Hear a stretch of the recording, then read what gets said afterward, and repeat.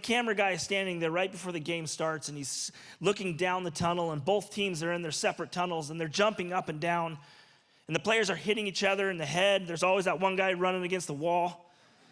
And then there's a coach that's kind of standing there pretending like he's actually holding back all these people. And eventually the light in the camera turns red, and they run out on the field. And it's as if they're running out to battle. And it doesn't matter really what sporting event, a concert, anything. There's that moment right before you step into the game, right before you step onto the stage, right before the whistle blows, and you're just fired up. Imagine that's how these guys felt as they're standing here. When I was in high school, I was a very deep theological person. And I used to pray every single night. Every single night I used to pray for my future wife. And these were the exact words that I would pray. Dear Jesus, I pray that my future wife is safe and that she's hot. And the second thing I would pray is that I pray that she loves sports. Literally, this is what I prayed all through high school and college. Shortly after I got married, I was watching a football game with my wife, and her team was losing, which was the 49ers. And she stood up and she started screaming at the TV, and I'm watching going, what is wrong with her? And she's just yelling, and then she just throws the clicker down and walks out of the room. And I just looked up and I just said, thank you, Jesus. But you know, whether you're the person on the field, or you're the person in the stadium, or the person watching on a 7-second delay with a plate of nachos, you're cheering, you're fired up, you're ready to go. The Israelites had just crossed over, and they're looking at Jericho. It's literally only a mile away. They did a census before they crossed. There were 600,000 men ready to go to battle. So on top of that 600,000, there's also the women and children. There's 800 to 900,000. There's 1.5 to 2 million people all standing right here. And God has just done the impossible, and he brought them to the promised land, and they're ready to go to war. And I believe that every single one of them was ready to fight. It says in verse 5, and this is what I like, is I like when God pulls the leader aside and he says, hey, I have something for you before you go into battle. And he says this in chapter 5. He says, at that time the Lord said to Joshua, this is right before they go into battle, make flint knives and circumcise the Israelites. Again, so Joshua made flint knives and circumcised the Israelites. Now, whenever I read a story in the Bible, and my first thought is, that's weird, how'd that happen? For example, the story of Jericho. We've all heard it our whole life. They walked around it 7 times, and then the walls came tumbling down. And it just becomes this story. But how did they get to the place where they actually thought it was a good idea, or to believe that God was actually telling them to do, that they're willing to walk around it 7 times? And they're willing to take those steps of faith that these walls will actually fall. What's the story behind the story? And so I look back and I come to this verse. And honestly, as a speaker, my first thought is, I'm skipping that, because I don't really want to talk about that. And then I started to think, well, it must be a deeper meaning. They didn't really mean that, did they? And as I dove deeper, they really meant that. But also, when you read in Scripture, I love the humanity of it. When God calls people to do things certain times, oftentimes they say things back to God, and they say, but is that really what you want me to do? I love how Moses has that interaction with God. Really? That's what you want me to do? Okay, let's talk this out. But in this setting, as they're right on the cusp of going to battle, God pulls the leader aside and says, hold on. I need you to circumcise the entire 600,000 men before they go into battle. There's no argument. There's no discussion. It's just okay. You see, what was really happening there, God was asking them to make sure that they're preparing their hearts. You see, the Israelites had been in a covenant relationship with God. And the Israelites had stood on this side of the Jordan River 38 years before that. And the generation before them stood there and said, I just don't think we can go in. They're too big, they're too strong. They've got too much stuff. The cities are too high. The kingdoms are too strong. We can't do that. And so they walked away from their covenant with God and wandered in the desert. And if you understand the story, every single person, except for 2 that are standing on this side, are from the new generation. That entire generation of leaders died. And now there's a new generation that's standing here ready to go to battle, that knows the history of what the generation before them did. And I believe that they're standing here going, we don't understand this, but we want the full blessing of God before we step into this.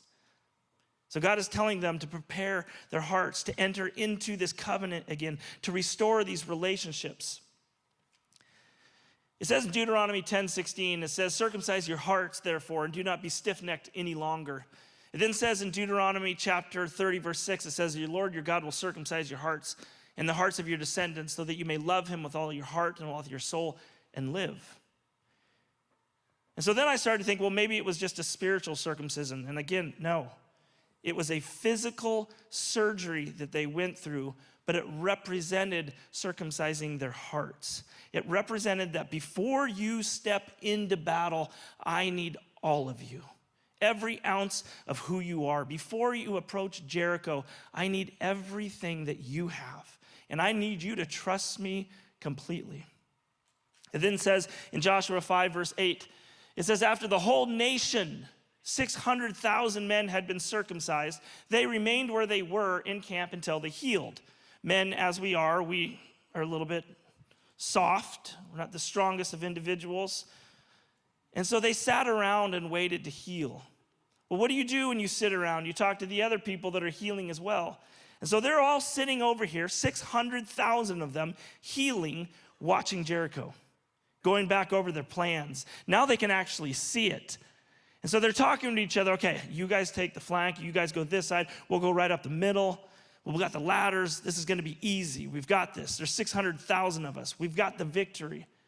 Now, if you look at the other side of the story, Jericho is sitting there. They know that the Israelites have crossed over the river. They probably have spies that have been watching. And now they're coming over and they're watching the Israelites just sitting there, healing. Imagine that guy that goes back to the king and says, yeah, they're across the Jordan. It's like a mile away. I mean, they're almost here, but they're just sitting. They're just hanging out. I don't understand what's happening, which probably then caused more fear because they've got to know something that we don't know. There must be some secret weapon. What's happening right now? Why are they just sitting there waiting to attack? From a military standpoint, the moment they cross the Jordan River and within the first day or two, that's the exact perfect time to attack because they're afraid. You've got them leaning back instead of leaning forward. And God comes in and says, hold up, I need you to do some stuff first. I need you to prepare your hearts. You see, because I don't want you to go into this battle with the understanding that your strength will get you through it. I want you to go through this battle knowing that is your heart condition that will bring you victory, and it's following me that will bring you victory. It says in Joshua chapter 5, verse 10, it says, then on the evening of the 14th day of the month, while camped at Gilgal on the plains of Jericho, the Israelites celebrated Passover. Now, they hadn't celebrated Passover, they believe, in 38 years from the time when they were at Mount Sinai. So this generation here walked away from everything. And they didn't pass on the traditions. They didn't hold on to that covenant. And now this generation here says, prepare our hearts. See, Passover was what you did to celebrate what God did in bringing them out of Egypt and how he provides for them. But ultimately, it was about remembering all that God had done. And he's finishing up this statement for them, that he's saying, in a sense, as you enter into this next phase, everything that you're doing from this point forward will be from victory, not for victory. The difference is when I go into a battle that I think I can win, or a game that I know I'm going to dominate, and I have victory, well, I brought that.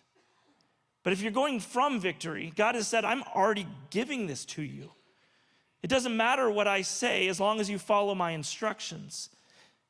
Follow me and do what I ask you to do, but trust that I am with you.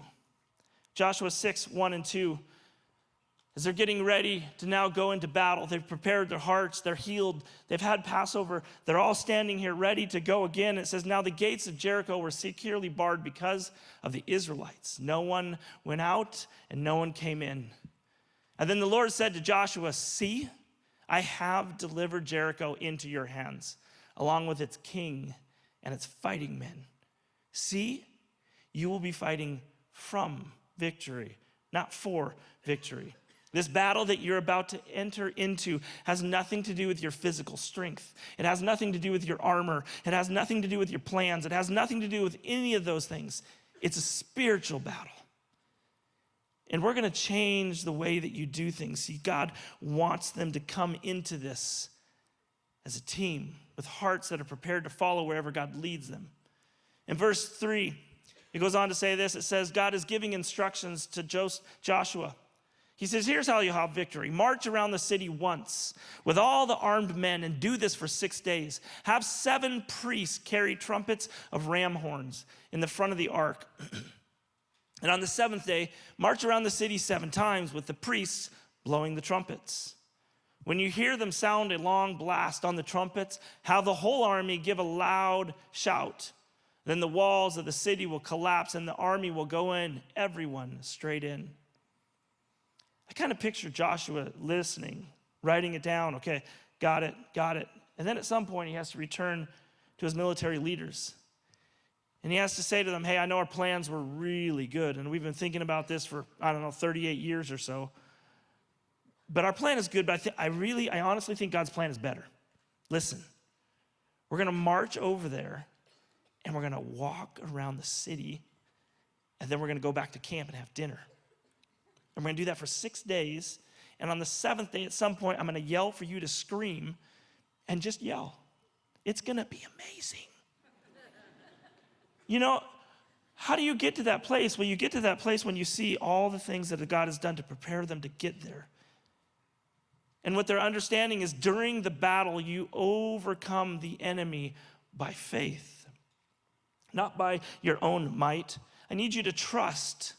As they're looking at Jericho, I need you to trust that God can do a miracle.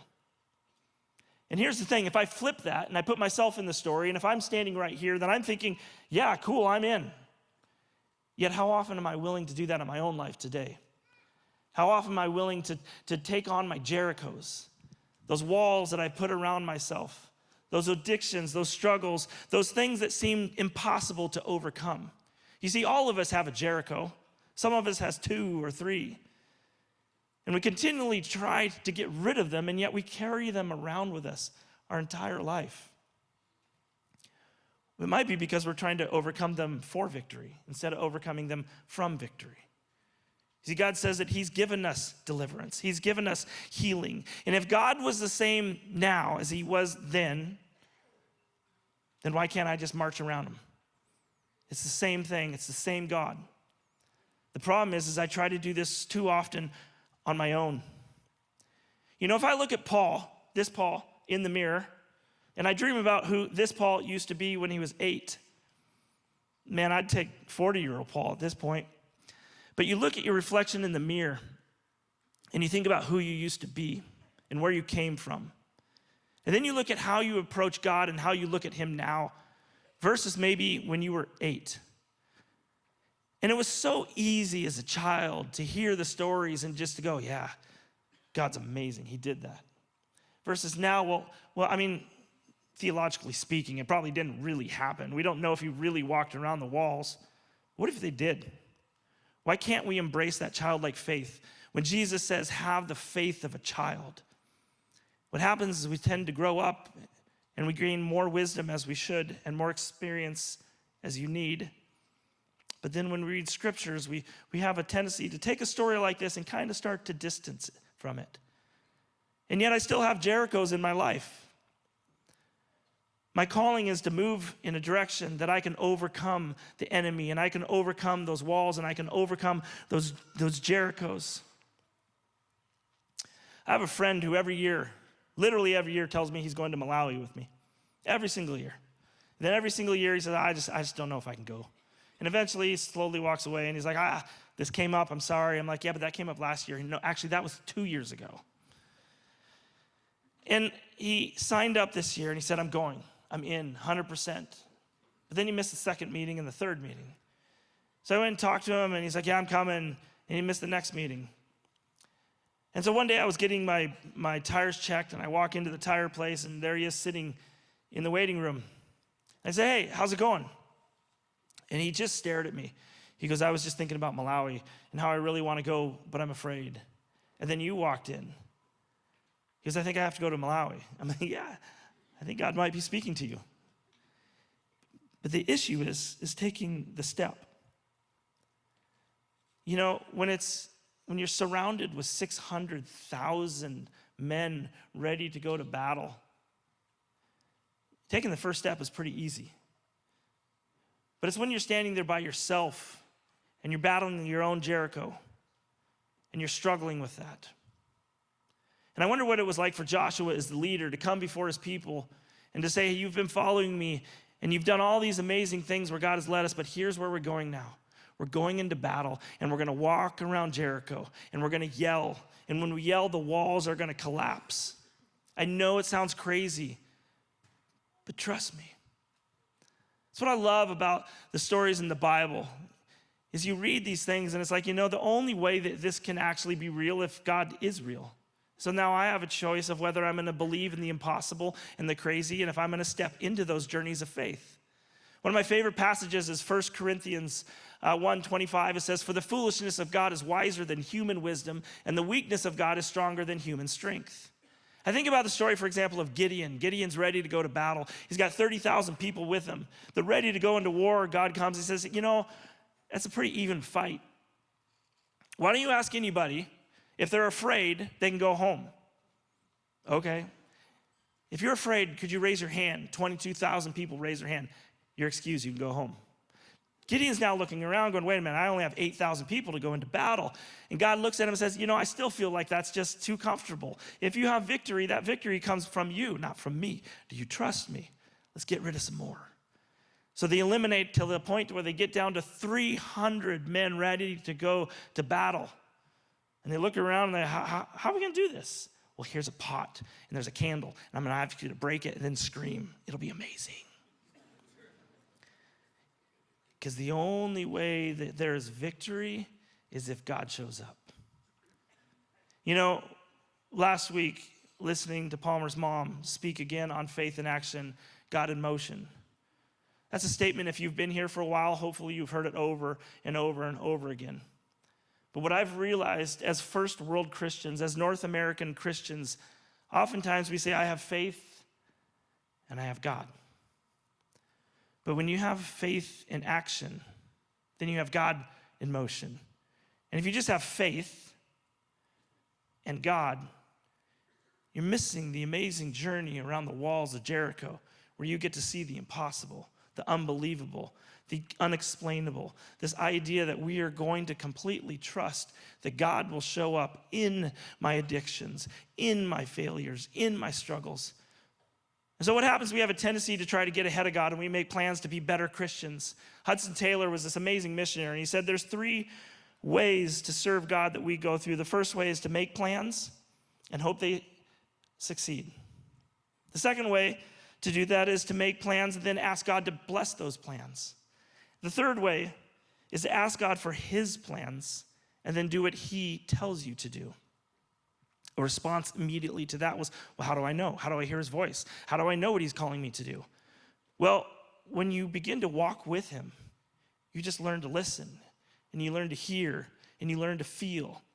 And when you realize that you can't do this faith journey by yourself, then others are walking with you, and they're speaking to you.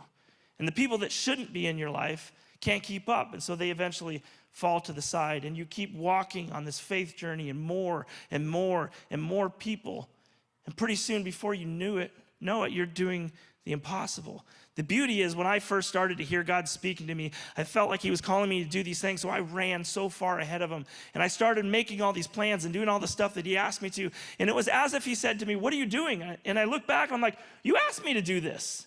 He goes, no, I asked you to do that behind me, and to stay behind me, and to walk with me, and to not get in front of me, because this isn't about you. This is about me. This isn't for victory. This is from victory. Addiction isn't that hard when you realize God has already given it to you. Now, taking the first step is, and the second, and the third, and it's going to feel impossible. But the journey is called to do it with other people and to walk with other Christians and allow God to continually call you into the impossible. So in verse 8, It says, when Joshua had spoken to the people, the 7 priests carrying the 7 trumpets before the Lord went forward, blowing their trumpets, and the ark of the Lord's covenant followed them. The armed guard marched ahead of the priests who blew the trumpets, and the rear guard followed the ark. All this time the trumpets were sounding, but Joshua commanded the army, do not give a war cry. Do not raise your voices. Do not say a word until the day that I tell you to shout. Then shout. So he had the ark of the Lord carried around the city, circling it once. And then the army returned to camp, and they spent the night there. On the second day, they marched around the city once and returned to camp. And they did this for 6 days. 600,000 fighting men walking around, and it says, in silence. Imagine what that must have felt like to walk with that amount of people with you. You must have felt indestructible. Imagine what it must have felt to be the people on the wall watching. I don't understand what's going on. They sat around for a couple weeks healing from something. And now they're just walking around. What are they doing?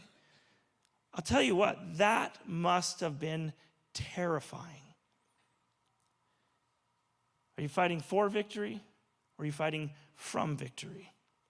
Paul, you don't understand. My Jericho that I'm carrying around with me is too big. It's massive. In fact, I've got walls upon walls upon walls and kingdoms upon kingdoms that I'm hiding, and lies and stories and addictions and all kinds of these things that I am just struck holding onto. It's just too big. I think it's awesome that you're up here, but you're up here like 10 minutes too soon. Yeah, I mean, but it's fine.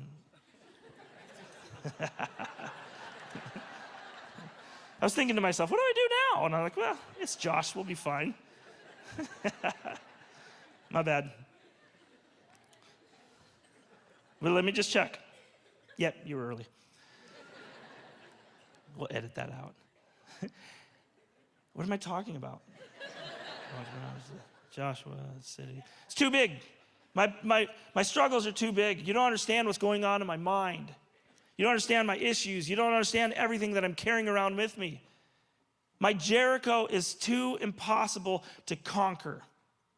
So I was thinking about this from a historical perspective. Let's forget the Bible for a minute, and let's just study history. Let's look at archaeology.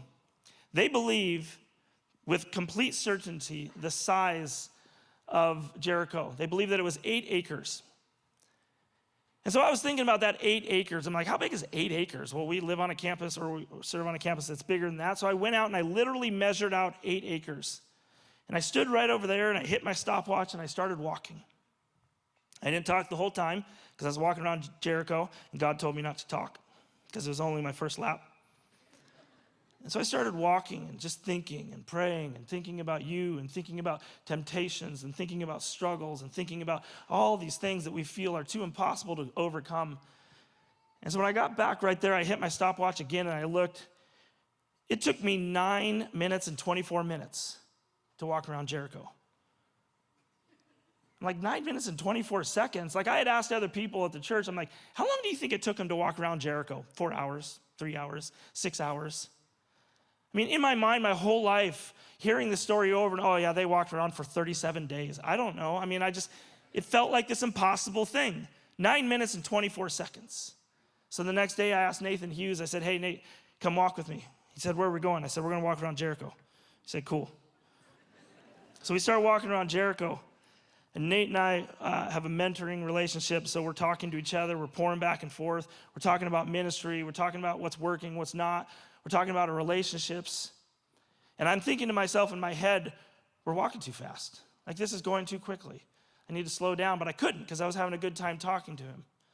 And when I finally got to the other part, or the end, I hit my clock again, 9 minutes and 54 seconds. Like it took longer, but it felt like 5 minutes.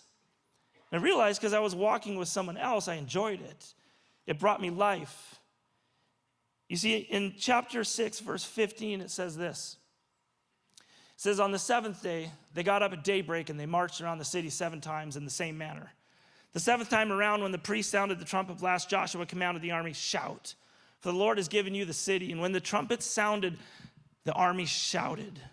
and the sound of the trumpet. And when the men gave a loud shout, the wall collapsed. So everyone charged straight in and took the city. You see, it's not too big to walk around. In fact, it's not too big to conquer. They stood there with 600,000 men. They could have completely annihilated Jericho on their own in minutes if they would have attacked straight after crossing the Jordan. But if they would have done that, it would have been for victory instead of from victory. You see, they wanted the full blessing. And Jericho is not too big to walk around. It's not too big of a burden. It's not too big of a struggle. Now you can come. It's not too much. And yet we carry it with us. We feel like it's just impossible. You know, the other thing that we'll do is we'll approach our own Jericho. We say, okay, I'm going to walk around it. And you walk around it and you're doing everything in your power and you're bringing people with you. And then you get to the end of that first lap and it's still there. And so you yell in failure. You yell because you think you could have conquered it, but it didn't happen and you're stuck in the same place. You only walked around it once. And so then you think more on the addictions, the struggles, the doubts, the way you view God, the way you look at Scripture, the way you look at your relationships, all of those things. And they're those Jerichos that we carry with us. God told them to march around it 7 times. He didn't say 1 time. He didn't say 2. He didn't say 4. He didn't say 6. He said 7 times. And he said, during those 7 times, you're to march in silence. And you're going to listen to them blow the horns. And then when I tell you to, I need you to scream. I need you to scream like your life depends on it. And give up everything that you've been pursuing and understand that this victory will not be for victory, but it will be from victory. The last thing about this story is they were told to take the ram's horn and blow them. The Israelites had different horns. They had different trumpets. They had different things for different ceremonies.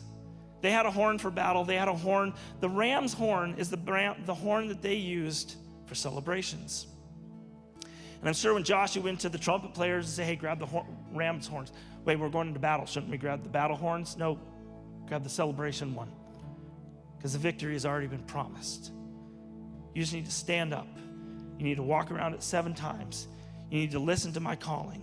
You need to trust my guidance. And you need to know that this victory that we're about to achieve comes from victory. It's not for victory. God has already given this to us. You just need to walk around it.